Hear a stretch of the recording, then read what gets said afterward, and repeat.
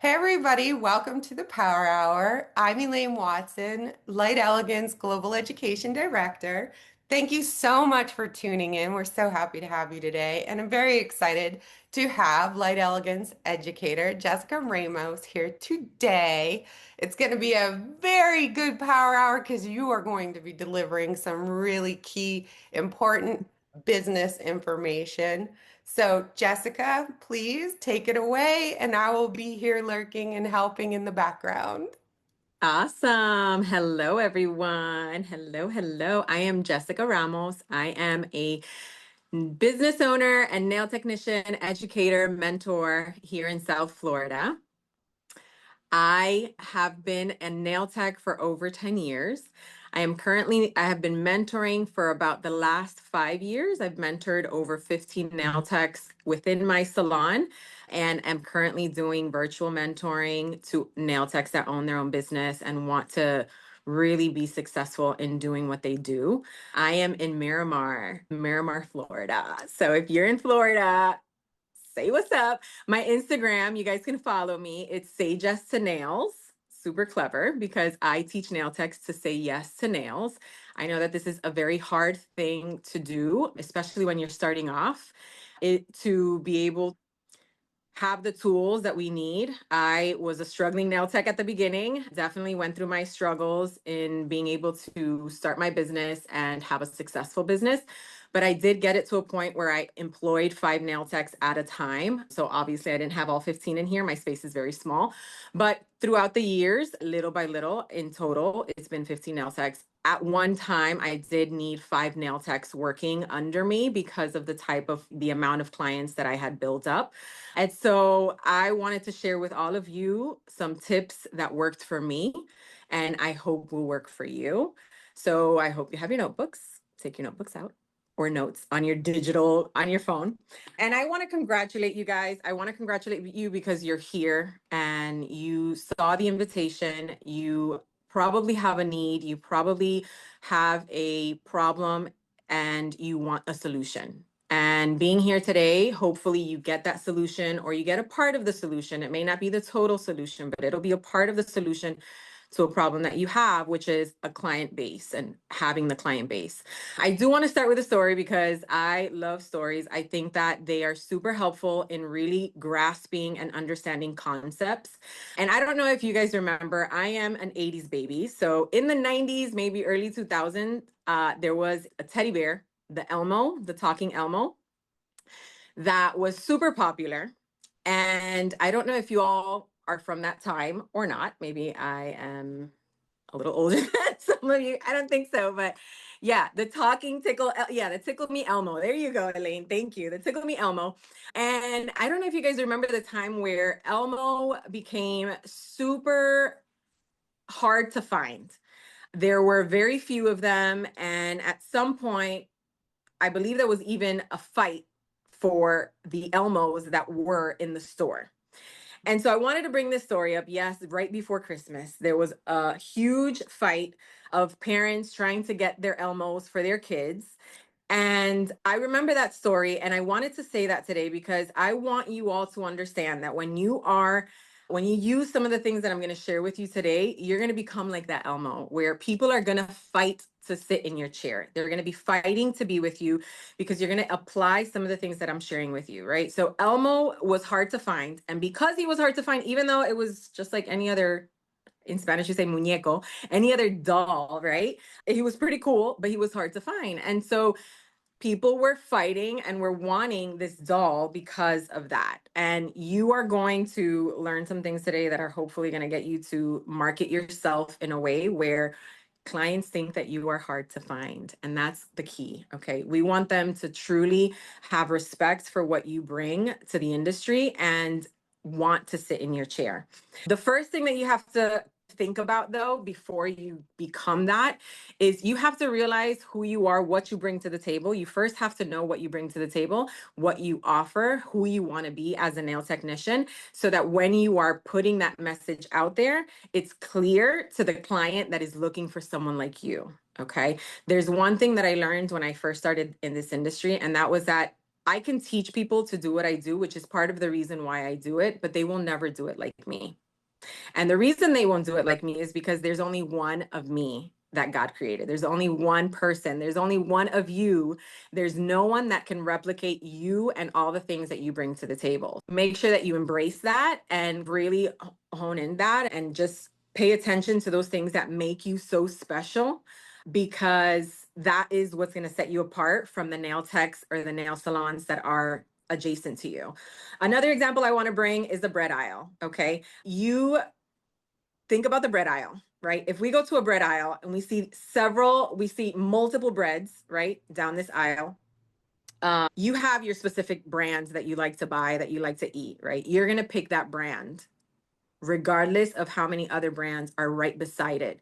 So don't worry about competition. Don't worry about nail techs and nail salons that are nearby, because you're going to be set apart. People are going to choose you because of what you bring, because of your brand, because of how you represent yourself, because what you offer is what that client is wanting. Okay. So I hope that introduction was, it explained a little bit of where we're going today. I do have a question for all of you, and this one I do need you all to interact, and you can interact in the chat. I actually am seeing the chat pop up here, and I have a question for you. It says, where are you? Okay, this is something that I would like to know. Where are you as far as your client base? Are you type number one if you are at the beginning stages of your client base, like just building, you just started in the industry, you maybe have a couple clients here and there. You could probably go a couple days without seeing anyone and then have a client. Okay. So type one, if that's where you are. Type two, if you have about a week's worth of client a month, right? So that's about, if you were to put them all together, you'd probably be booked for about a week. Okay. Type two, if you're in that phase. Type three, if you have clients that could fill your books up for about 3 weeks. Okay. About 3 weeks of the month. And maybe you have 1 week that, and of course, this is like throughout the month. Obviously, you're not going to have 1 week all together. But if you were to calculate or look at your weeks or your days, can you have about a week off?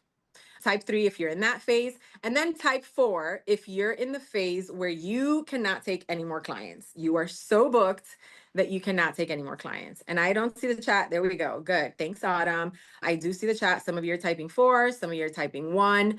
Good. We are all on different phases. You're in between 3 and 4, Kimberly. Awesome. Thank you. We're all in different phases of our career. Some of us are at 0. You type 0. Thanks. Judith, thank you. 3 to 4. Okay, so we are all trying to build clientele, and some of us are at a point where we may not need clients, but maybe you're going to need to know what to do next. Okay, and hopefully I get to that question, or I get to answer that for you, because I was there and I don't know what your goals are, but you definitely have to start by writing down your goals. You have to start off by knowing what you want for yourself, what you want for your business. Do you want to stay at 1? Do you want to stay at a point where you have so much time off because you're busy doing other things? Is this a hobby for you? So you have to really figure out, what is my goal when it comes to my nail business? Do I want this to be that? Do I want to become financially free? Do I want to have so many clients that I have so much money coming in, I can actually pay all my bills and then some, right? Do you want to just get better at your craft? Are you at a stage in your career where you just want to get better? You don't care to be super busy, or you don't care that you're not busy enough. You just want to get better at what you're doing. Okay. So are you there? Are you at a place where you are good at doing nails and you want to find something to specialize on? Okay, so these are just little things that I wanted to throw out there and want you to think about and figure out, where are you? What stage are you at? What is a goal that you have for yourself? Depending on that goal for yourself, that's going to determine how you're going to market yourself, how you are going to pursue finding clients, and what you're going to put out there so that you attract those clients. Okay.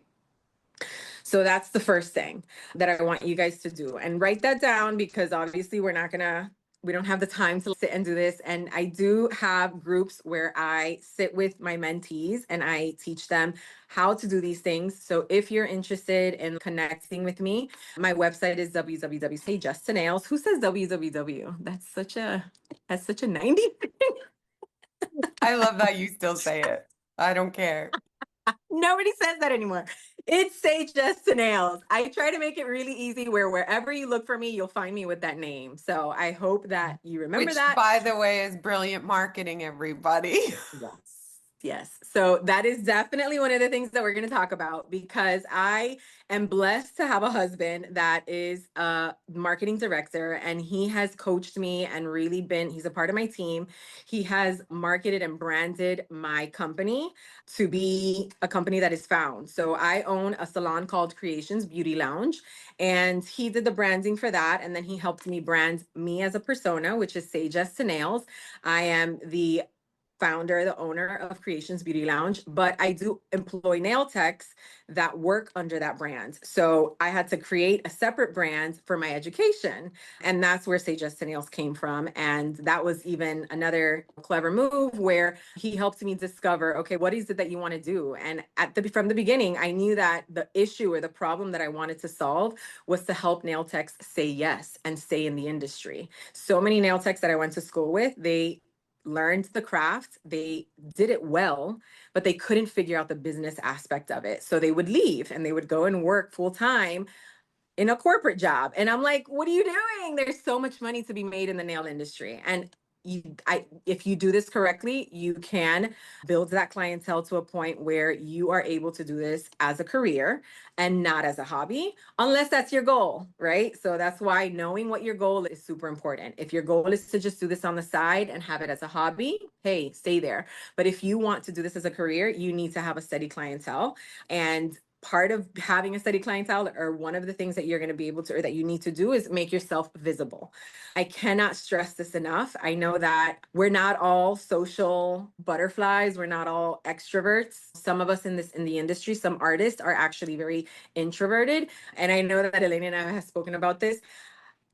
Some of us at one point were extroverts, and then because of us doing this for so long, we become introverts. We like our alone time and we like our privacy, and that's okay, but not when you're marketing your brand.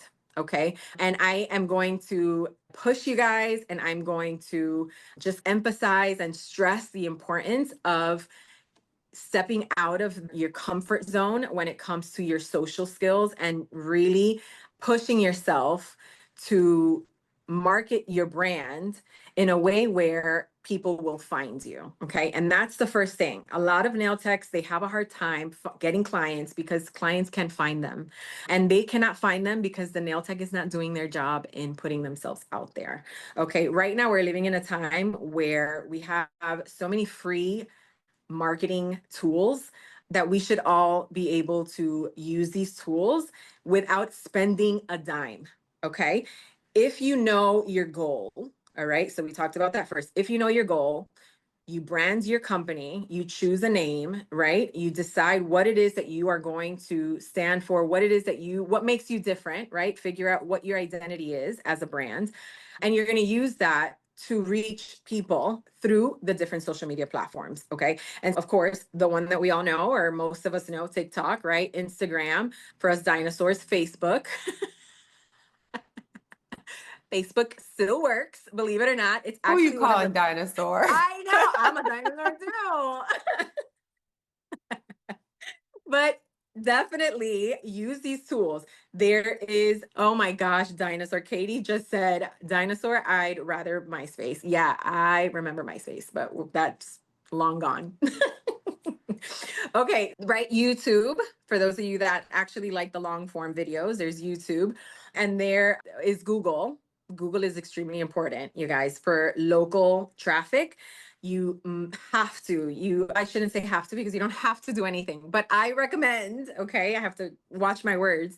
I recommend that you create a Google profile for yourself if you don't have that already, okay? I cannot tell you how many clients have walked through my door, and I am not in a place where I get walk-in traffic. Like, I'm not. I'm in a little corner of a mall. People cannot really see me. I'm in a busy street, but people cannot really see. And I don't even have signs on my windows. I don't have signs on my windows because that's a whole other story. But you should have signs if you have windows. But I don't because I took them down.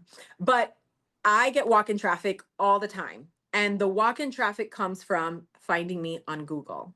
Okay. So use the Google, use those things. And it's free. It's free. These are all free. You don't have to pay for anything. They definitely try to get you to pay for ads, but you don't need the ads. Sorry, not sorry. If you disagree with me, a thumbs up. But I have built my business without paying for not even one ad. Okay. And yeah, so use Google, use Facebook, use TikTok, use Instagram, use YouTube. But okay, when you're using all of these platforms, just like I mentioned at the beginning of this a power hour, make sure that your brand is uniformed. Okay. It's important that you know who you are as a brand, right? So if you're choosing a name, choose it across the board. Try to find a name or try to choose a name that you can use on every single platform. Why?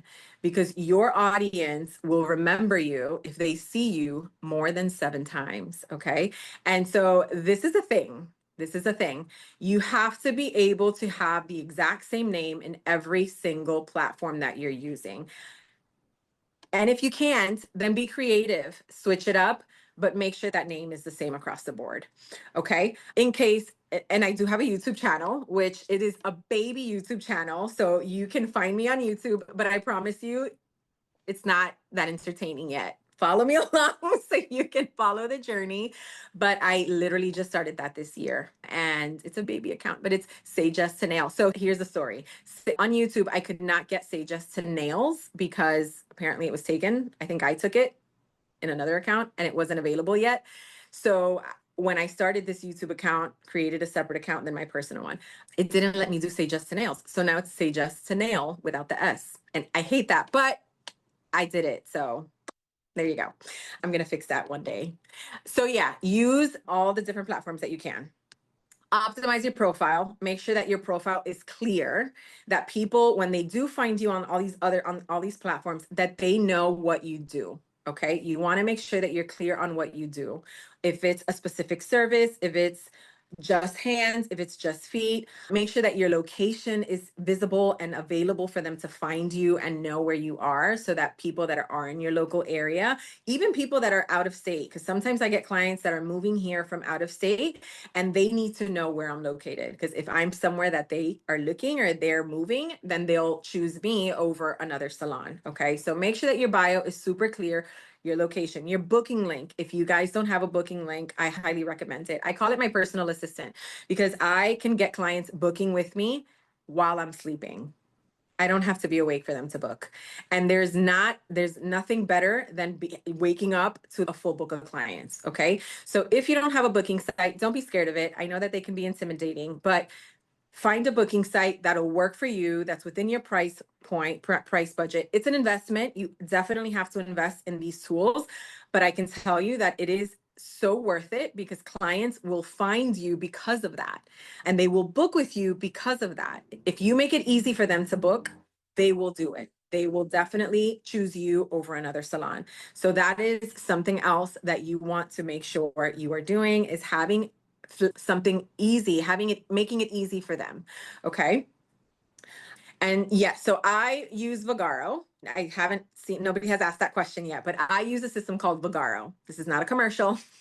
But yeah, I love that. If you are here, put in the chat what you're using just in case another nail tech can use that. And where you are, if you have a specific booking site that works for you in a specific location, go ahead and put that there. So here in Florida, I use Vagaro. I believe that is something that you can use anywhere in the US. I don't know if you could use it outside of the US, Yes, how but do you it's spell Vagaro? I'll put Vagaro it. is Vagaro. Okay, I added it in the chat. Yes, and I love it. I love Agaro. It's literally my personal assistant. I don't have to talk to anyone if I really didn't want to, but of course, that's part of being accessible. I do have my phone number on my website or on my Vagaro booking site so that if a client cannot figure it out, they can reach out to me. So you don't want to make it so difficult, which oh my gosh, I had an experience where I was trying to book with someone. I was trying to surprise my husband and I was trying to book with someone. It was so frustrating.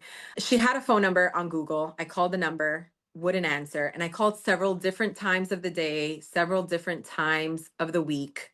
She wouldn't answer. So I'm like, okay, maybe I just have to book the appointment. Went on the booking site, couldn't book it because I couldn't book it because the time wasn't available. It just wasn't going to work. I had a question for her and I wasn't able to ask her a question.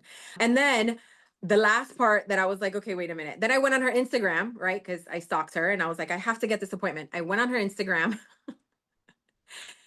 and I couldn't. Exactly. She lost my business. I didn't end up going in. I did not end up going in and getting what I needed done because I couldn't get my question answered. DM'd her. Let's just clarify. I did DM her. I tried all the different ways, which clients should not have to do that. There should be one way, and you should be able to answer that. If it's a phone call, that phone should be available and you should be able to answer that phone within a certain hour. So that's the next thing that I wanted to go into. Okay. Making sure that you are setting a schedule, having a schedule for yourself, peace of mind. I grew up, and one of my mentors is my mother, which was in the beauty industry for over 40 years. I grew up thinking that in the beauty industry, we had to work all kinds of crazy hours. Didn't matter what time of day. My mom was working from early morning. Sometimes she would see clients very late at night. And yes, it's very convenient. Again, what are your goals? It's very convenient if you have children, if you have things to do in the middle of the day where you can't see people in the middle of the day, but you can see them early, late, whatever. Okay. But when I started my business, I did not want to work crazy hours. I learned from her by seeing, not by hearing, because she told me I needed to work 7 days a week from 7 to 7. I was like, no, you're crazy. You're crazy. I'm not doing it. I did not want to be a slave to the business. And so I set boundaries. Yes, I set boundaries. Boundaries are important. It's important because if you don't have those boundaries, then clients may take advantage, and you may end up disliking your job, something that you were so passionate about. You may end up disliking it. So set those boundaries, set a schedule. And the schedule, yes, it's just as much for you as it is for your client. Okay. Your client, number one, they should be able to contact you and find you, but they should also be able to know, they should know when you're available. If they don't know when you're available, then they're not going to book. Okay. So make sure that you have a schedule and stick to it. And if your schedule changes, which mine has throughout the years of me doing this, depending on what's happening in my life, that's why we're business owners, to be able to change our schedules according to our life situation, our life circumstances. However, that should not be happening every other month, because then clients get lost, they get confused, they don't know when to find you. Your schedule is no longer working for them. And that's how we lose people. Honestly, that's how you lose people. If you get to a point where you are happy with the clients you have and you're actually ready to let them go, that's one way to do it. Change your schedule and they won't come back. That's good and it's bad, right? But that's one thing. Okay. So I am going to have, for those of you that are here and have heard this beginning part of the class, I will have a prompt or a 7-day prompt that I would love to share with you all. I'm not going to be able to share it here because of the timing, but if you DM me, I can give you a prompt that will help you create posts that will help market yourself to your target audience. Okay. Now, who's your target audience? Going into that, who's your target audience? I think it's extremely important to know who you're speaking to. So not only do you need to know who you are, what you bring to the table, what represents you, what services represent you, you also need to know who you are targeting. And part of knowing who you're targeting is there's this term in the marketing world called an avatar. You have to create an avatar. You have to create a client avatar.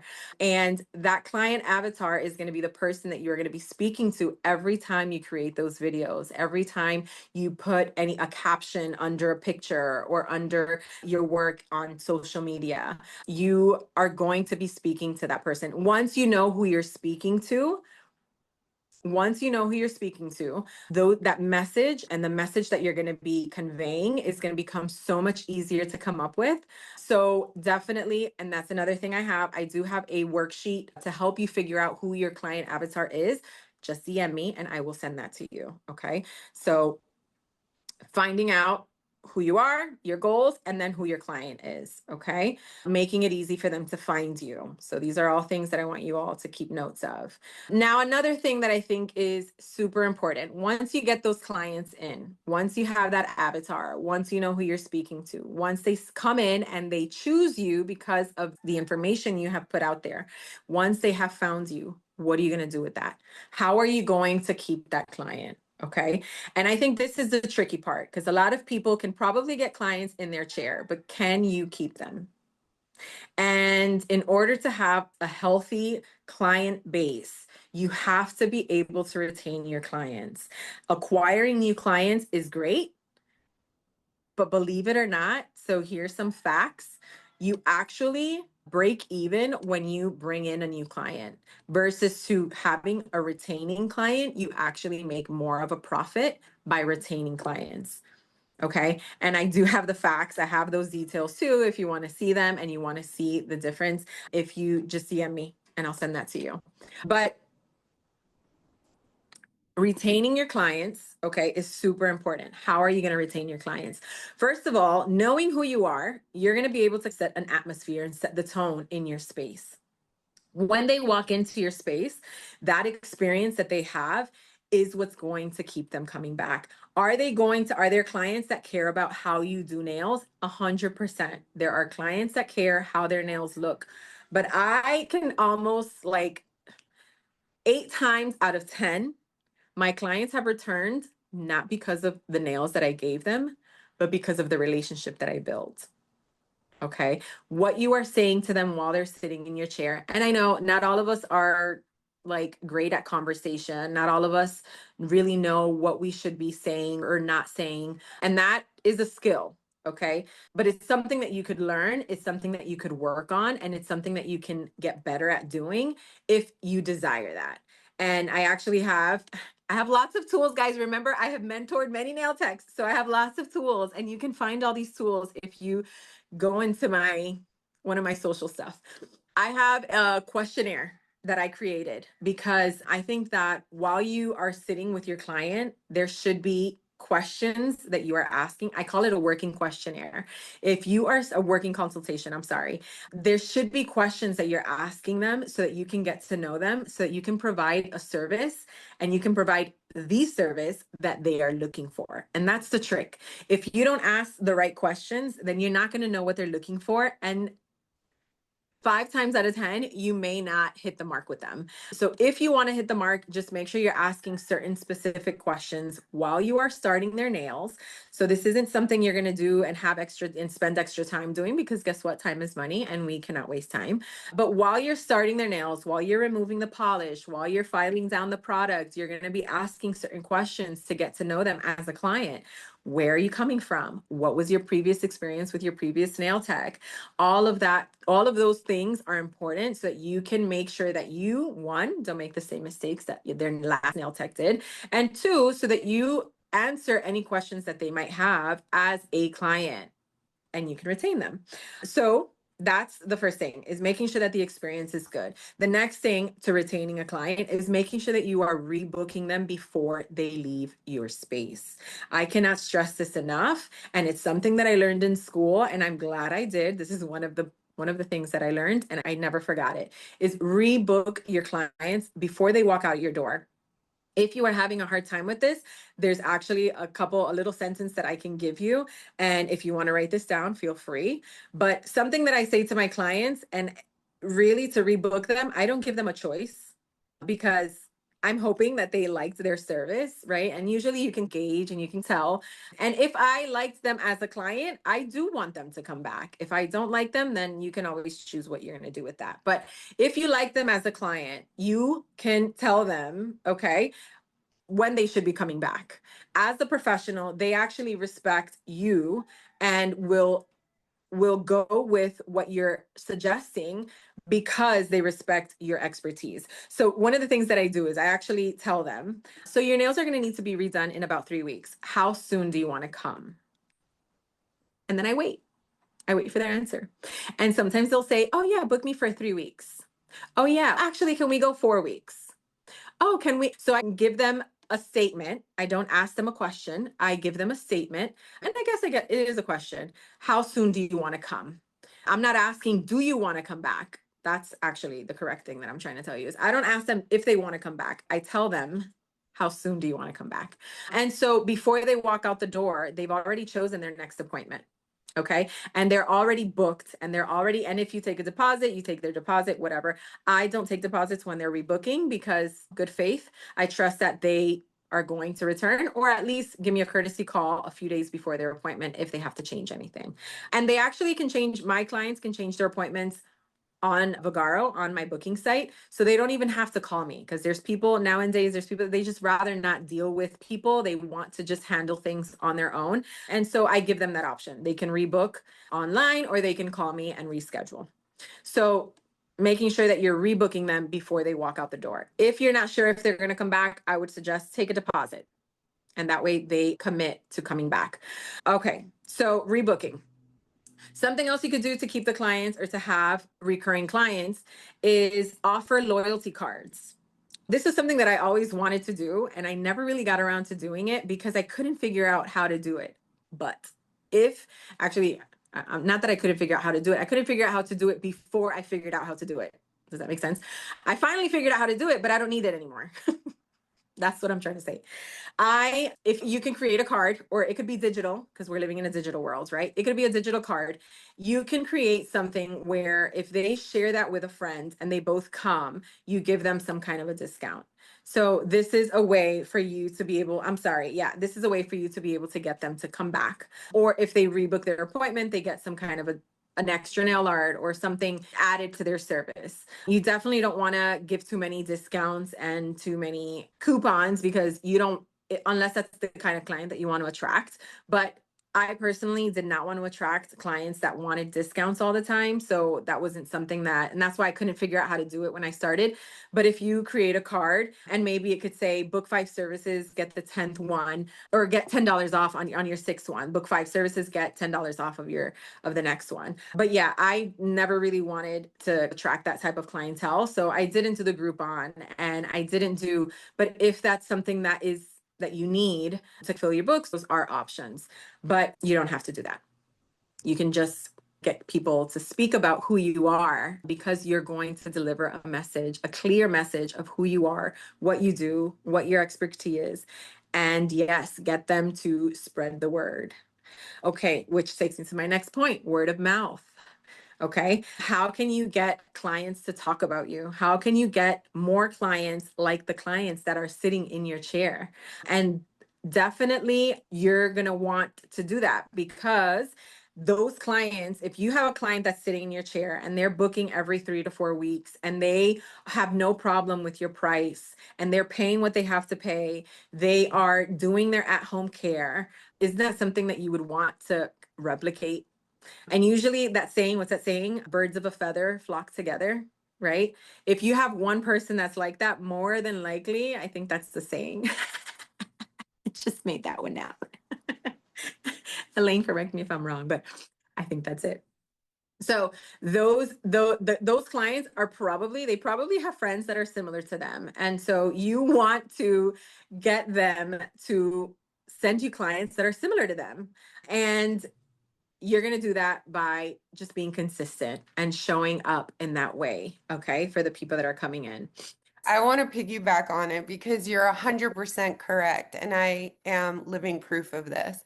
When I had my last salon before I moved to California, my salon was in the middle of nowhere, Podunk, Maine. And instead of rewarding new people I didn't know with discounts and coupons, I started speaking to the customers I loved the most and said, I'd rather give you the discount for getting the new client. And so I created this friends and families referral discount reward, really. And the birds of a feather flock together thing is real. If Yeah. you have clients that you have great relationship with and you love their personality, more than likely their friends are a lot like them. And I got so many new clients that way. Oh, that's Yes. beautiful advice. Yeah, forget Yep. Groupon. Yes. Sorry. Not sorry. Yeah. No, honestly, it's you attract what you put out, right? Be careful with what you're putting out there because you will attract that. And if you're putting out discounts and all this, oh, come, whatever, it worked at one point, and there are some salons that were successful using those tactics. But for smaller salons, for us independent contract, for the solopreneurs, it's a little harder. If we give a discount to every client that walks through our door, we're losing money, and we need to make a living. We need to be able to pay our bills and have steady, what is it? Have a predictable income. So having a steady clientele helps you have a predictable income. Okay, another thing you can do to get more clients or to have them refer clients, right? Word of mouth, another way that you can do that. Encourage them to do nail fees. Encourage them to check in on social media. Encourage them to like, hey, if you really like your nails, you mind just tagging me? Don't ask them to post because if they're not going to post, then, but if you post, or don't even say that, but just something I tell them is, oh, can you tag me in that picture? Because I always see them taking pictures before they walk out of here. So I'm like, oh, can you tag me? And I just throw that out there because that way I remind them I appreciate if you do post my work, but I also remind them to put my name on it so that if their friends see those, the posts or whatever, they'll know where to find me. And I cannot tell you how many clients have walked in here from my clients' nail fees. And I feel like that was a thing, a little bit more of a thing about 3 or 4 years ago. It's slowed down a little bit. Not too many people are taking nail fees or are reposting or posting and tagging, at least my business. Maybe it's me, maybe it's just where I'm at. I'm at a point where it's hard, but to get clients in the door because I'm so booked. But that's a blessing, not complaining at all. But so my clients don't really try to get more clients in here. They're like, just, I don't want anybody else in here because then I can't find an appointment. And that's the problem. But if you have space, you want them to be tagging you. You want them to make sure that the world can see. So that's free advertisement, right? Getting them to put your name out there without you having to do anything except their nails. Do what you love. But if they take a picture while they're in front of you, or ask them, it doesn't hurt to ask, hey, can you take a picture and just tag me on your socials? Doesn't hurt to ask. The worst that they could do is say no.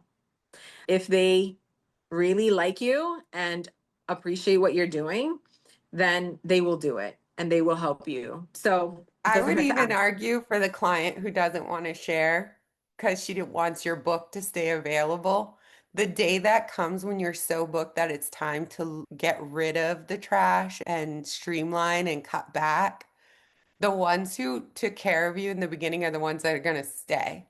The ones who didn't are going to be on the chopping block. Mhm. Knowing that sometimes could help that client step in and help. That part. Yeah. Yeah. Yeah. That part. And I don't think they realize that there are certain things that like they do. And we notice when our client goes above and beyond to support our small business. We notice that. So definitely just keeping them in the loop. Alrighty. So attracting the right client. Attracting the right client. I think we talked about these points already. So I'm going to go ahead and skip ahead. Create your avatar. And then having a community and networking. Something that I started recently within about the last year is building a community of nail techs that can support each other. So like I mentioned at the beginning of this video, I had employed 5 nail techs at a time. With me, I was the sixth one in this space, in my current space. And it was great until it wasn't, because everyone wants to be their own business owner. And I totally understand that. So at some point, they all ventured out, spread their wings, and became their own business owners. And after that, I decided to stay alone and see my clients by myself. I do have 2 mentees that I am mentoring currently, but they are part time, and I am loving this a little bit. But I lost my train of thought. Networking. But in this case, in a case where you have employees or you don't have employees, let's go back. In a case where you don't want to have employees, you want to stay by yourself. If you get to a place where you are so booked, okay? That clients that are trying to book with you cannot get in. The importance of networking, I cannot stress it enough. Those clients, right? If you eat, why not help another nail tech eat? If you're able to attract those clients because of your marketing, because of your skill, because of everything that you have to offer, and because of what you're putting out there. If you have a community of nail techs and you can get one under your wing, something that I have really started embracing is share the wealth, share it with them. Have a list of nail techs that do business like you. Obviously, you want to recommend someone that is recommendable. So do your homework, speak to them, feel them out, and see their work. See if it's something that you want to send a client to, but have a list of nail techs that you can recommend to, and vice versa. So the importance of networking and having a community. If they are super busy and they need someone, why not you? Why not build a relationship with a nail tech that's a little further along than you, to the point where if you are needing someone to see clients they cannot see, that they'll pick up the phone and say, "Hey, Jess, I have someone that's looking for an appointment. She has a party she has to go through this weekend, and I don't have any openings. Can I send her to you?" Let's bring that back. Okay. Let's bring that back. I don't know. I don't know where I got this from. Maybe it was from the medical field. I came from the medical field, and that was something that doctors would do all the time. If they couldn't see a patient, they would send the patient somewhere else or to another doctor that did similar work to them. Yes, let's not gatekeep. Please, let's stop that. Let's put a stop to that. There's too much business out there to feel like you need it all for yourself. Way too much business. If that client cannot see you, you know what? They're going to choose another salon. It might as well be a friend of yours. You might as well send them to a friend or somebody that is, in this industry that you like and you trust and you can recommend them to. So try to build a network, build a community of nail techs that you can use and recommend clients to, or vice versa, where if they're busy and they cannot see those people, that they can recommend and send clients to you. So that's another way to build a clientele, okay, is having a community of nail techs that support you. And like I said at the beginning of the sentence, that's something that I've been working on. So I hope all of you join my community, follow me on Instagram, and hit me up. I would love to know what you do, where you're at, so that if I have clients that go into your places, in because I have clients that travel all the time, if they're going to where you are, that I have you in my little corner so that I can recommend them to you. So yes. And that is it for me. I would love to open the conversation up and chat a little bit. If you guys have any questions for me, I I hope that was have helpful. one that was parked because it is one that I feel will turn into a pretty good conversation from Katie.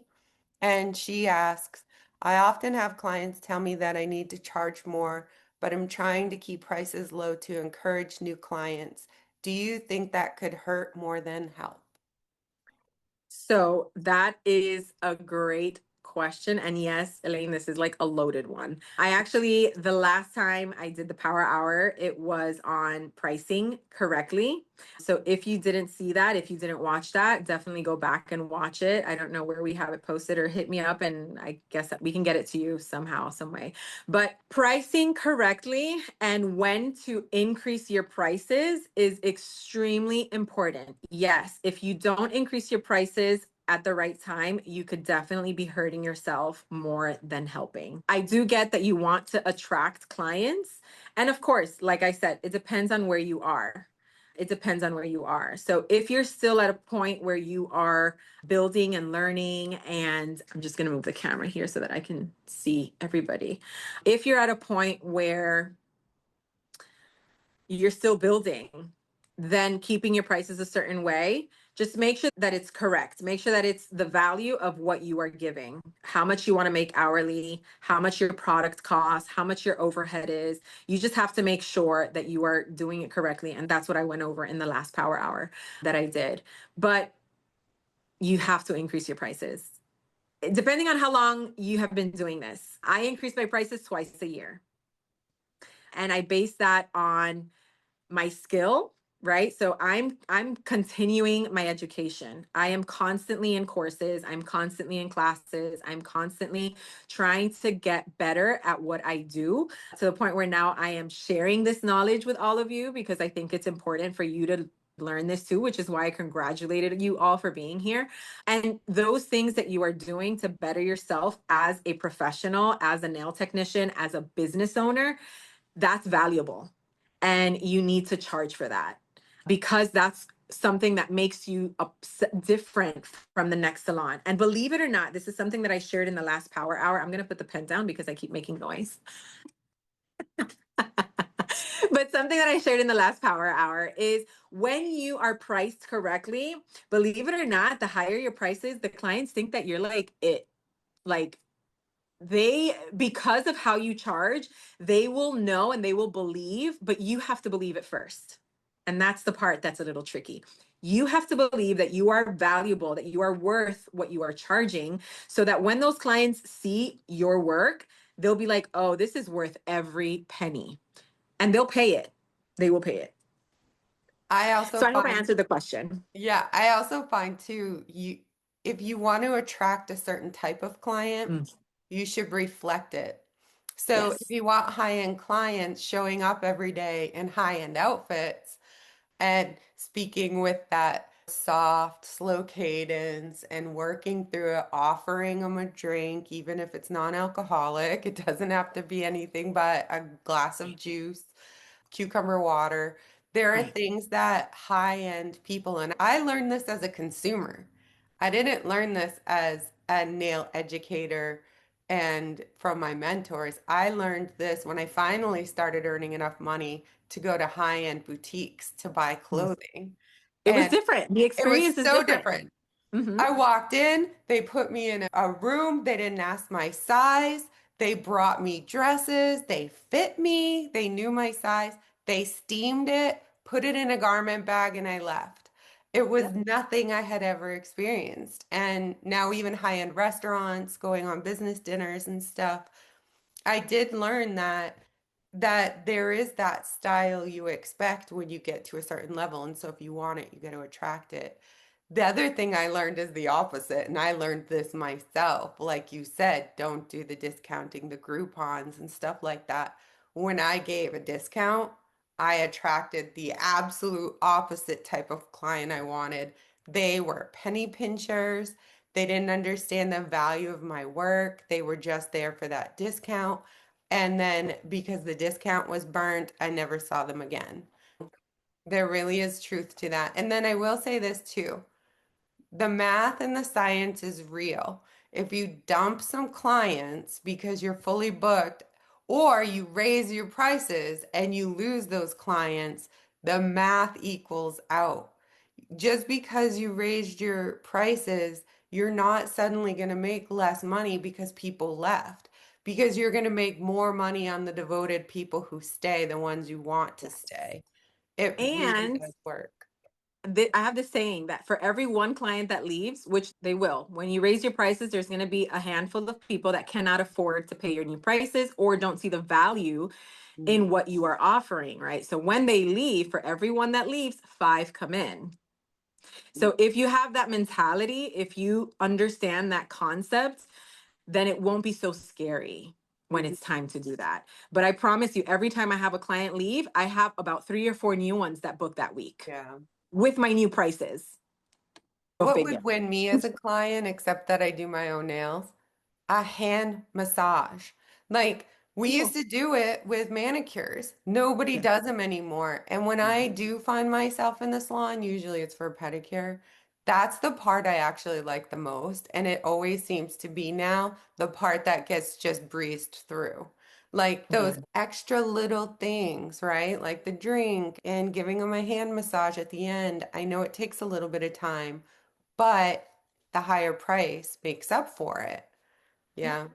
Does anybody have any questions that you want to mic up and ask? You all have been so active in chat. I I love know. I this love group. it. I haven't been able This to group read all is the chats, but amazing. so cool. Jess, you've been absolutely amazing. You're so informative and you're so put together. You do so great at these power hours. Makes me so happy. Mm. Thank you. You're That's so Maylin at sweet. the office. Do you know that Hey, that's yeah, her? yeah, I Okay. know. Thank you, Okay. Elaine. Thank Thank you you. so much. You're beautiful, Maylin. Does Oh my anybody gosh, have any questions? 89 chats. What are we saying? I wish I could have Everybody's been. just commenting on the things you're saying, especially by their own experience. I love drinks Yes, and yeah. snacks. If you all feel like unmiking yourself or opening your mic, feel free. I Katie love to does the hot talk. towel. The hot towel is a thing. I love Mm. it when I go to a sushi restaurant and they hand me that. That's not even expected. No, I know. Wow. I love it. Look, you've done such a good job. Nobody has questions. Good. And if you do, again, please, I live in my DMs. Feel free to DM me. And if we need to schedule something where we need to go more in depth, we can.